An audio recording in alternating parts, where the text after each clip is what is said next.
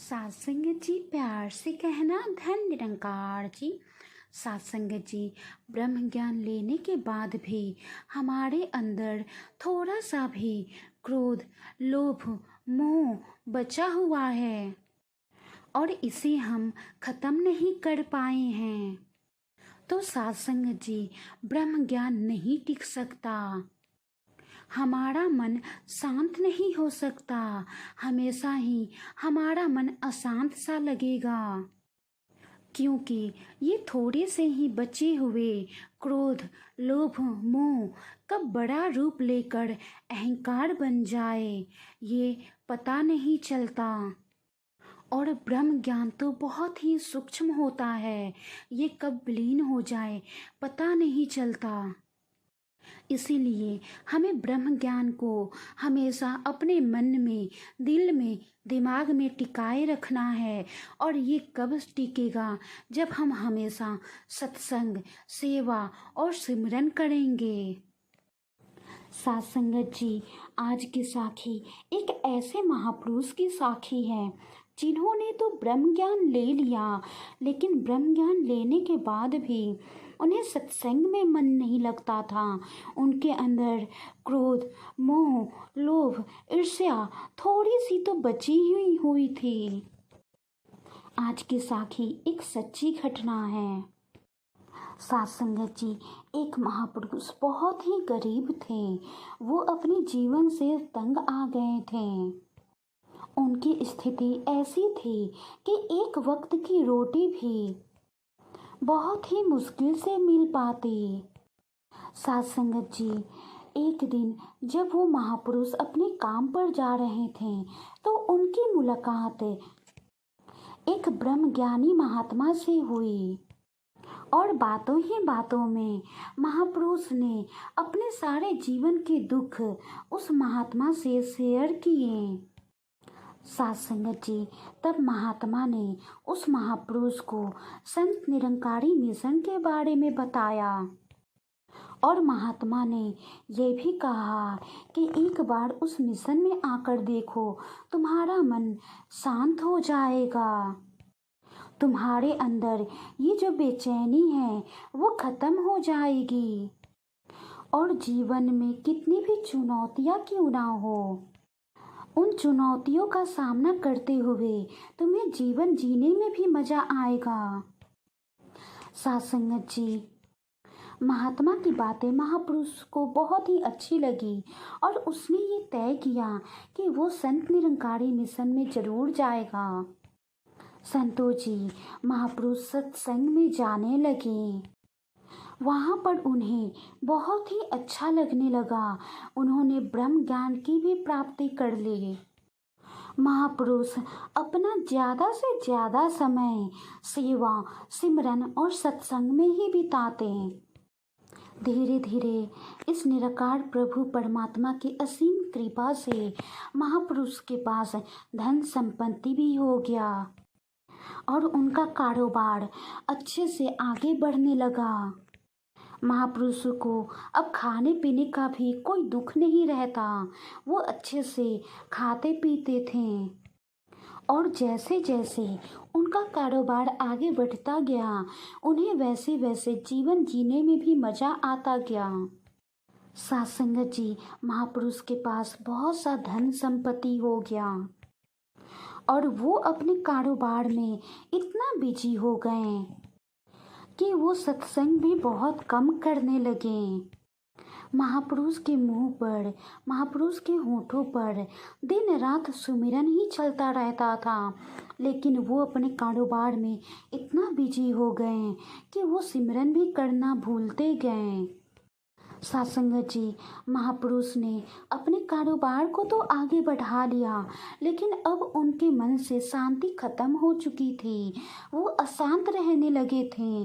रात को सोते तो उन्हें बेचैनी के कारण नींद भी नहीं आती। संतों जी, सेवा, सिमरन, सत्संग करने से हमारे अंदर के लोभ, मोह, ईर्ष्या, नफरत, जितने सारे दुर्गुण हैं वो सारे खत्म हो जाते हैं। लेकिन जब हम सेवा, सिमरन और सत्संग से दूर होते जाते हैं तो लोभ, मोह, ईर्ष्या, नफरत, क्रोध, अहंकार, इन सभी को मौका मिल जाता है हमारे अंदर जगह बनाने का। और ठीक ऐसा ही हुआ, महापुरुष के मन में भी ये सारी चीजें, लोभ, मोह, क्रोध, अहंकार ने थोड़ी सी जगह बना ली। सत्संग जी, महापुरुष बहुत ही अशांत रहने लगे। तभी एक दिन महापुरुष को वही महात्मा मिले जिन्होंने सत्संग का रास्ता दिखाया था। और महात्मा ने महापुरुष को सत्संग जाने के लिए समझाया ताकि उनकी बेचैनी शांत हो जाए, ताकि उनका मन शांत हो जाए। संतो जी महात्मा की बात मानकर दोबारा महापुरुष संगत जाने लगे, लेकिन संगत में अब उनका दिल उतना नहीं लगता था। संगत से जो बोल आते थे, जो आदेश आते थे, जो उपदेश आते थे, वो अपने अंदर ढाल नहीं पाते थे। सत्संगत जी एक दिन सत्संग समाप्ति के बाद महापुरुष महात्मा के पास गए और बोले, महात्मा जी, मैं जीवन से बहुत ही निराश हो चुका हूँ। मेरा मन हमेशा अशांत रहता है, मुझे हमेशा बेचैनी सी होती है। मेरे पास धन संपत्ति की कोई कमी नहीं है। मेरे पास इतनी सारी धन संपत्ति है कि मैं जो चाहूँ वो खरीद सकता हूँ, लेकिन मैं इस मन को कैसे शांत करूं, अपने अंदर की बेचैनी को कैसे खत्म करूं? कृपया कोई उपाय बताएं। सत्संग जी महात्मा ने महापुरुष से कहा, महापुरुष जी, आपको तो पता है ये संसार एक माया है। हम इस माया में जितना ही फंसेंगे ये हमें उतना ही फंसाते जाते हैं। सत्संग जी महापुरुष ने कहा, महात्मा जी, मैं आपकी बातों को समझ नहीं पा रहा हूँ, कृपया करके मुझे कुछ उपाय बताएं कि मैं अपने मन को शांत कर सकूं, अपने अंदर की बेचैनी को दूर कर सकूं। सत्संग जी तब महात्मा ने कहा, महापुरुष जी, मैं आपकी सारी समस्याओं को दूर करने का उपाय बता दूंगा, लेकिन पहले आप मुझे दूध का दान करो, मुझे दूध की सेवा करो। सत्संग जी महापुरुष ने कहा, ठीक है, मैं अभी दूध ले आता हूँ। थोड़ी ही देर में महापुरुष दूध लेकर महात्मा के पास पहुँच गए। महापुरुष को देखकर महात्मा ने अपना एक बर्तन आगे बढ़ाया। उस बर्तन में सैकड़ों छेद थे। संतो जी महापुरुष बर्तन देखकर बहुत ही हैरान हो गए और वो बोले, महात्मा जी, इसमें दूध डालूंगा तो टिकेगा नहीं, वही नीचे गिर जाएगा। कृपया आप कोई दूसरा बर्तन निकालें जिसमें कोई छेद ना हो। तब महात्मा ने कहा, महापुरुष जी, आप सही बोल रहे हैं, इस बर्तन में छेद है, इसीलिए इसमें दूध नहीं टिकेगा। ठीक इसी तरह आपके मन में भी क्रोध और लालच की वजह से सैकड़ों छेद हो गए हैं, और इन छेदों की वजह से ज्ञान की बातें आपके अंदर टिक नहीं पा रही है। जब तक आपके मन में ये छेद रहेंगे आपको शांति नहीं मिलेगी।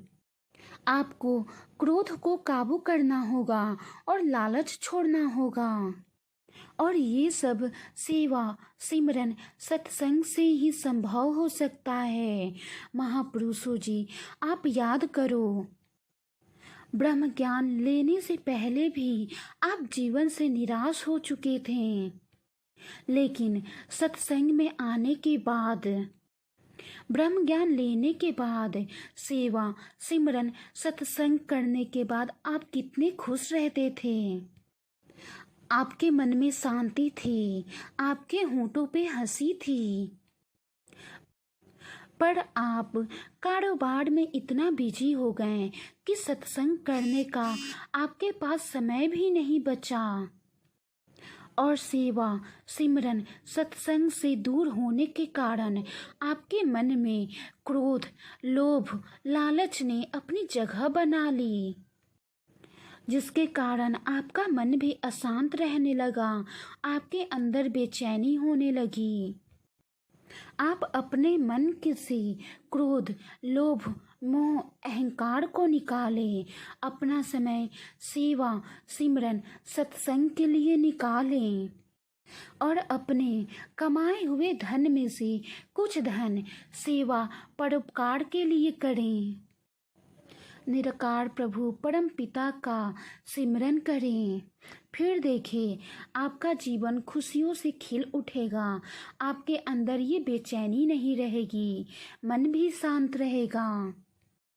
साथ संगत जी, महात्मा की बातें सुनकर महापुरुष की आंख भर गई और महापुरुष अरदास करने लगे, हे निराकार प्रभु परमात्मा, मुझे बख्श लेना कि मैं भटक गया था, सेवा सिमरन सत्संग से दूर हो गया था।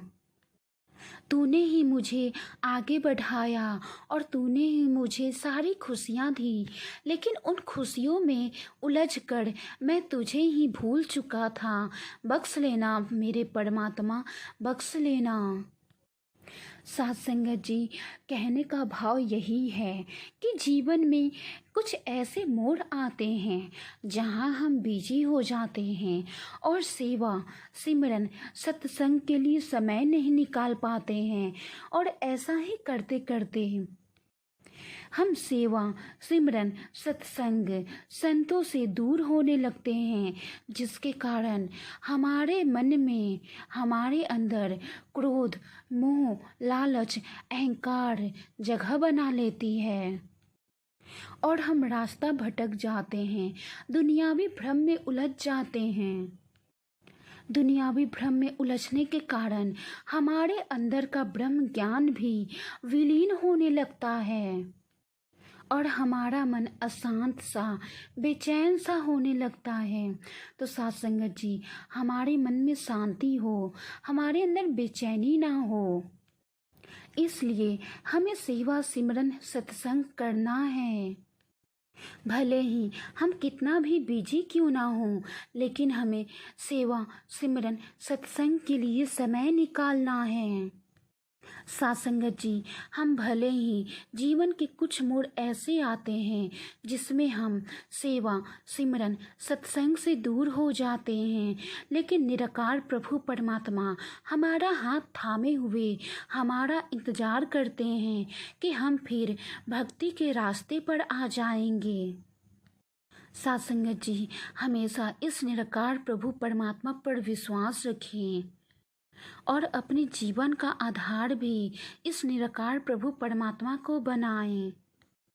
संतो जी, वाणी में कोई त्रुटि हो तो बख्श लेना जी, प्यार से कहना। धन्य निरंकार जी।